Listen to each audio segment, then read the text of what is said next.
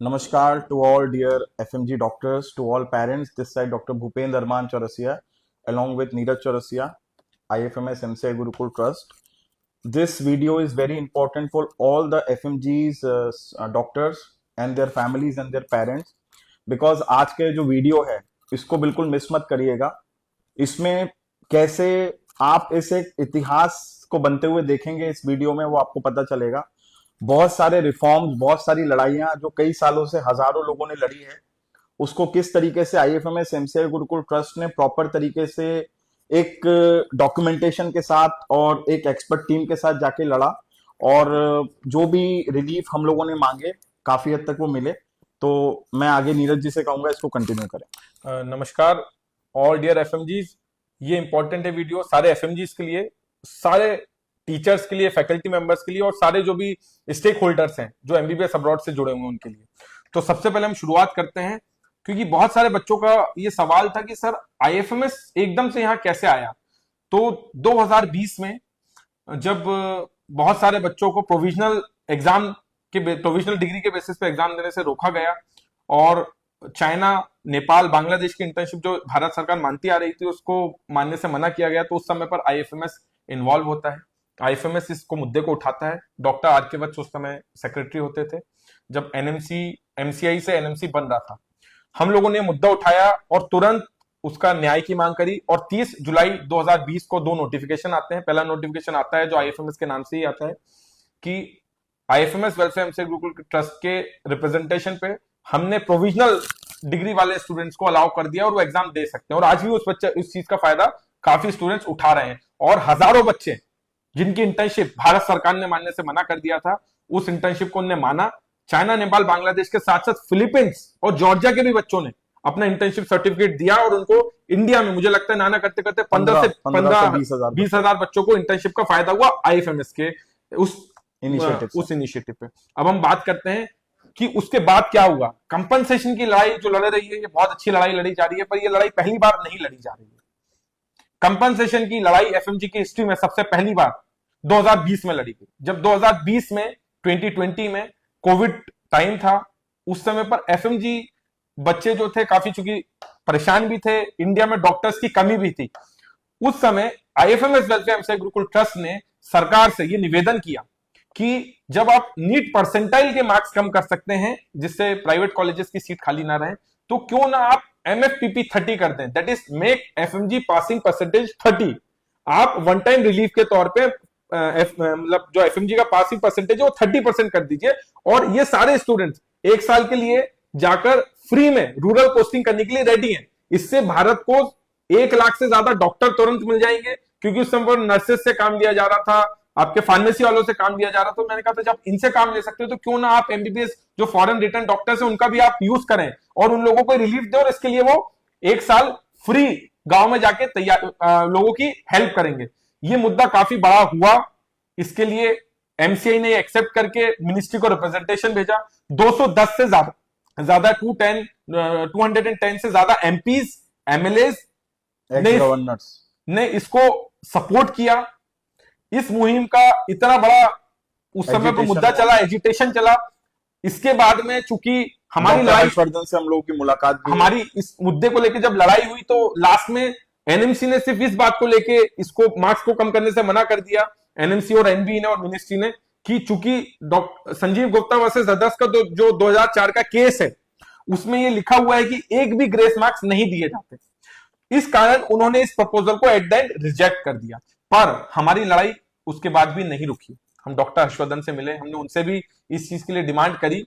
बाद में उन्होंने भी मना कर दिया कि सुप्रीम कोर्ट की ये गाइडलाइंस है, हम नहीं कर सकते।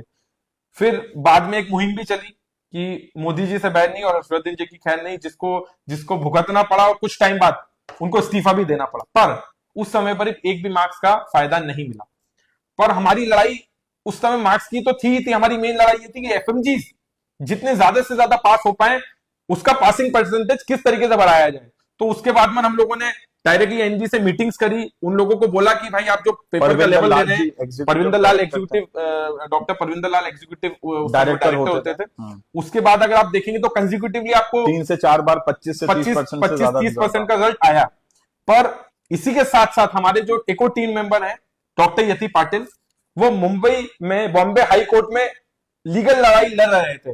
वो लीगल लड़ाई जो थी वो लड़ी जा रही थी। कम से कम 12 से ज्यादा केसेस किए गए थे एफएमजी के मुद्दों के लिए और एफएमजी के ट्रांसपेरेंसी के लिए, और ये मुद्दा छोड़ा नहीं था हम लोगों ने।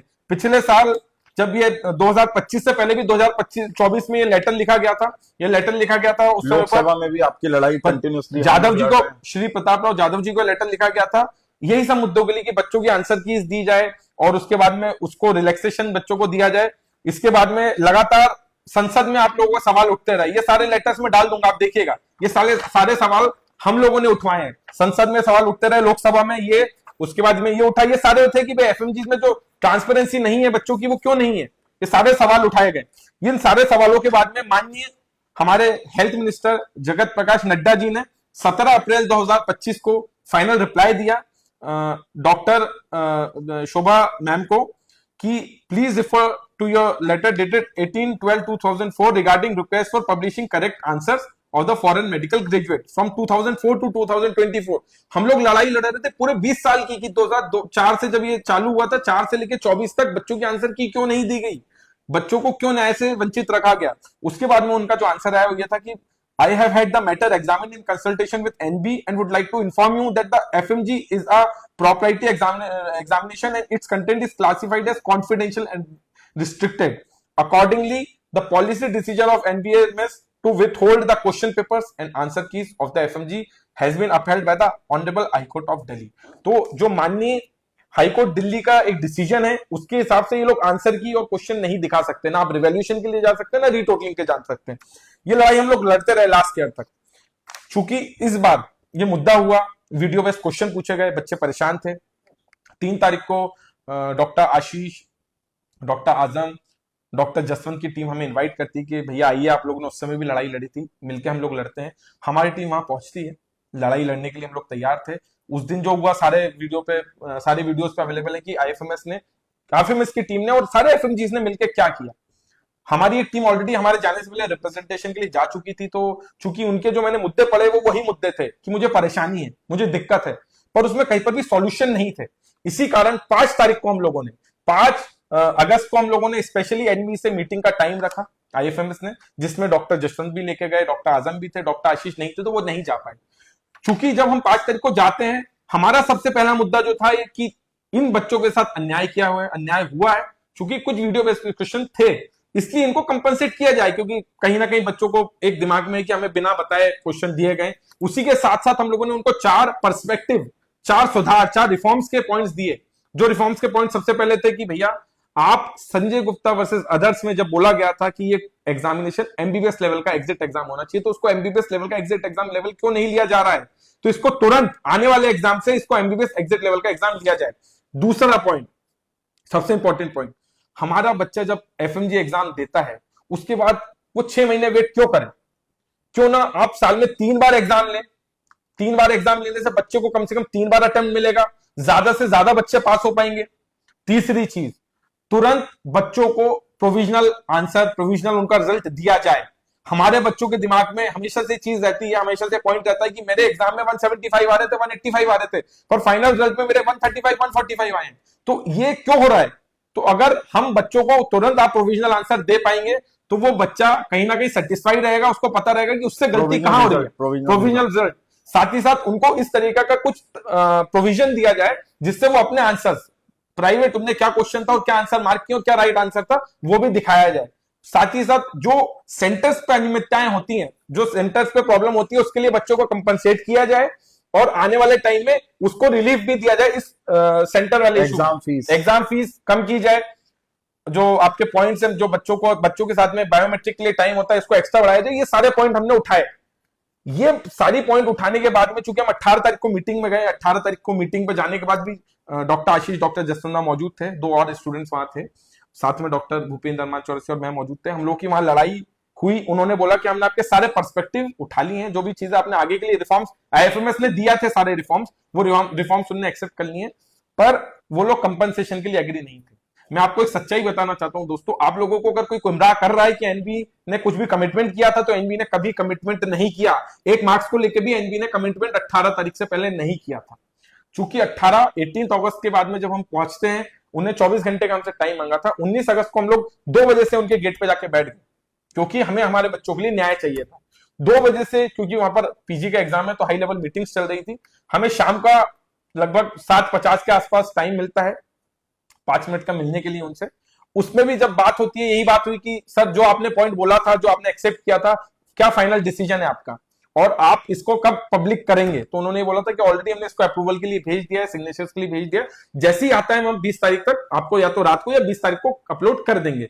20 तारीख की सुबह भी हम लोग उनसे कनेक्शन में रहते हैं और पूछते हैं कि सर ये कब तक आने वाला है, क्योंकि वो उन्हें हेल्थ मिनिस्ट्री में भेज रखा था, हेल्थ मिनिस्ट्री से आने में टाइम लग रहा था। इसी बीच कुछ लोग जाते हैं वहां पर, एक नेगेटिव नैरेटिव क्रिएट किया जाता है कि हम लोग आए कुछ हिडन मीटिंग की, जबकि अगर कुछ हिडन मीटिंग होती तो ना वो इंस्टा पे डलती, ना हम लोग उसके बारे में बताते। एनीवेज, सबका अपना अपना पॉइंट होता है, क्योंकि फेक नैरेटिव चलाया जा रहा था कि एनबी तैयार है, और एकदम से अगर वो बोलते कि एनबी मना कर रही है तो शायद स्टूडेंट्स उनपे चढ़ जाते, और उन्होंने अपना जो भार था वो हम लोगों के कंधे पर डालने की कोशिश करी। एनीवेज, हमें इससे कोई गुरेज नहीं है।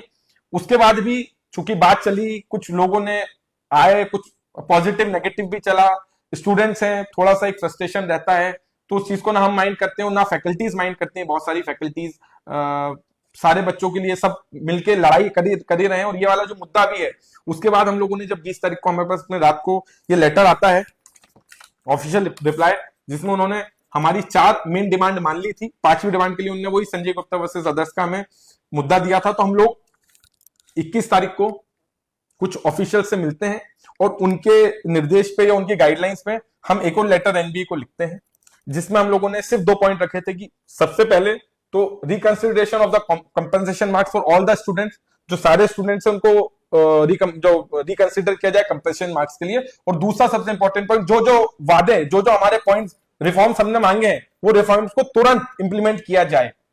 इस मुद्दे के बाद में हमारी रिसेंटली एनबी के हाईली ऑफिशियल से मीटिंग हुई है। तो डॉक्टर भूपेंद्र अरमान चौरसिया बताएंगे कि उस मीटिंग में क्या रहा। बहुत इंपॉर्टेंट बातें हैं दोस्तों, इसको अच्छे से सुनिएगा। देखिए, जैसे कि नीरज जी ने बताया कि आईएफएमएस एमसीआई गुरुकुल ट्रस्ट 6-7 सालों से एफएमजीज की, आईएमजीज की लड़ाई को लड़ रहा है। तो बेटा, बहुत सारे बच्चे हमसे ये सवाल पूछ रहे हैं कि आप लोग वहां क्यों पहुंचे, आप क्यों गए। तो बेटा, जिस वक्त तुम शायद 7वीं या 8वीं में थे, उस वक्त से हम इस लड़ाई को लड़ रहे हैं। आप लोग आज शायद मुझे जानने लगे, बट मैं एफएमजीज की, आईएमजीज की लड़ाई कई सालों से लड़ रहा हूँ। मुझ पे ये झूठा आरोप लगाया गया कि हम लोगों को करोड़ों रुपए मिले इस काम को रोकने के लिए। ये बिल्कुल अनारगल बयान है, और आप लोग कभी भी आके दिल्ली में हमारे से मिलें, हमारा बात करने का तरीका देखें, हम किस तरीके से आपसे मिलते हैं ये देखें। तो जो बेबुनियाद बयान हम पे लगाए गए, हमने सर माथे से, हाथों से उनको स्वीकारा। बहुत सारी हमें भद्दी भद्दी टिप्पणियां भी की गई, माँ के बारे में, फादर के बारे में, फैमिलीज के बारे में। मतलब मुझे ऐसा लगा कि मेरे एफएमजीज बच्चे कितने फ्रस्ट्रेटेड हैं, और उनको किस तरीके से लोगों ने एक फेक नैरेटिव, एक फेक होप दी है कि तुम जाके अरमान चौरसिया के इंस्टाग्राम पे दुनिया भर की गाली लिखो कि ये आदमी था जिसने हमारे कंपनसेशन को रोका। अरे मेरे भाई, जिस इंसान ने 2020 में कोविड एरा में, जिस वक्त लोग अपने परिवार से नहीं मिलते थे, लोगों की जान चली जाती थी, एक दूसरे से लोग मिलते नहीं थे, उस कोविड एरा में 10,000 लोगों की भीड़ लेके हम एमसीआई गए थे कि एफएमजी पासिंग परसेंटेज को 30% कर दो। हम चाहते थे सब बच्चे बैकलॉग में 1-2 लाख बच्चों को पास किया जाए। तो जो भी फेक नैरेटिव ये बुना गया, ये सिर्फ उन लोगों की हार थी जब उनको लगा कि अब एनबीएमएस इस कंपनसेशन के पॉइंट पे हमारी बात नहीं मान रही है, तो उनको ठीकरा किसी ना किसी के ऊपर फोड़ना था। और उनके लिए बहुत आसान था कि इस ठीकरे को अरमान और नीरज के ऊपर फोड़ा जाए। और मुझे लगता है ऊपर वाले ने हमें हिम्मत भी दी, क्योंकि हमारे ऊपर अगर ये ठीकरा किसी और पे फोड़ा जाता तो वो इतनी देर तक इस चीज को सुन भी नहीं पाता, सहन भी नहीं कर पाता। क्योंकि बेटा, मेरे बच्चों, तुम अगर मुझे बहुत गालियां भी दोगे तो भी मैं उससे बहुत ऊपर उठ चुका हूं, और अगर तुम मेरा मान सम्मान करोगे तो भी मैं बहुत ऊपर उठ चुका हूं। क्योंकि मेरे को यहाँ पे प्रशंसा लेने की, क्रेडिट लेने की होड़ में मैं नहीं हूं। मेरा काम 2020 से सिर्फ एफएमजीज और आईएमजीज की लड़ाई को लड़ना है। मेडिकल ग्रेजुएट्स की जो भी जेन्युइन लड़ाई हो उसको हम लड़ना चाहते हैं, और हम कभी भी क्रेडिट के पीछे नहीं है। फिर एक हमारी टीम डॉक्टर यति पाटिल की लीडरशिप में हाईकोर्ट भी जाती है, बॉम्बे हाईकोर्ट में भी जाती है, हम ही लोग लोकसभा में सवाल भी करते हैं। तो सारी चीजें हम लोग लड़ रहे हैं। अब जो सबसे बुनियादी बात है वो मैं करने जा रहा हूं। ये बात सुननी शायद आपके लिए बहुत कड़वी भी हो सकती है, और ये सुनने के बाद आपको इस तरीके से उत्साह भी जा सकता है कि फिर से अरमान चौरसिया के इंस्टाग्राम पे जाओ, गालियां लिखो, बहुत गालियां बको। बट ये जो आने वाले 1-2 मिनट की बातें मैं आपको बता रहा हूं, आप ये मान के चलिए आईएफएमएस एमसीआई गुरुकुल ट्रस्ट ने नीरज चौरसिया जी को मैं इसमें बधाई दूंगा, क्योंकि सारे जो लेटर्स होते हैं यही ड्राफ्ट करते हैं। इनने अपने एक अच्छे ब्रिलियंट माइंड से हजारों एफएमजीज जो आने वाले टाइम पे इस एग्जाम को देंगे, उनके लिए वो करके दिखाया जो अभी तक एफएमजीज के इतिहास में हुआ नहीं है। हमारी एनबीएमएस से ऑफिशियल मीटिंग हुई, हाई ऑफिशियल्स वहां पर मौजूद थे। सारे हाई ऑफिशियल्स मौजूद थे।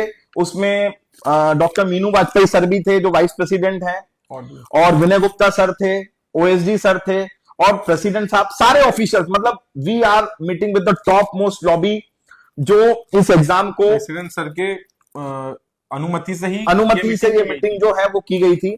वहां पे मैंने जाते से ही उनको ये बोला कि सर, मैं आपसे हाथ जोड़ के निवेदन करता हूं, मेरा छोटा भाई डॉक्टर जसवंत 4 दिन से भूख हड़ताल पे बैठा है, और उसका खुद को क्या लेना देना है, वो क्यों इस भूख हड़ताल पे बैठा है? वो बच्चों की लड़ाई लड़ रहा है, वो बच्चों की लड़ाई को लड़ रहा है। आपको क्या समझ नहीं आता कि उस बच्चे, बेचारा बच्चा, वो तो खुद अपनी एमसीआई कब की निकाल चुका है। आपको क्या महसूस नहीं होता उस दर्द को? और क्या आपको हमारा दर्द महसूस नहीं हो रहा? वो 5 दिन से भूखा बैठा है। मैं देखता हूं कि मुझे ये इंफॉर्मेशन दी जाती है, एनबी का जो रिप्लाई आया, एनबी का जब रिप्लाई मेरे को आया, एनबी ने जो बोला उस समय, एनबी ने हमें बोला कि डॉक्टर साहब, आप डॉक्टर जसवंत को कब से जानते हैं? मतलब छोटा भाई है, बहुत टाइम से जानता हूं।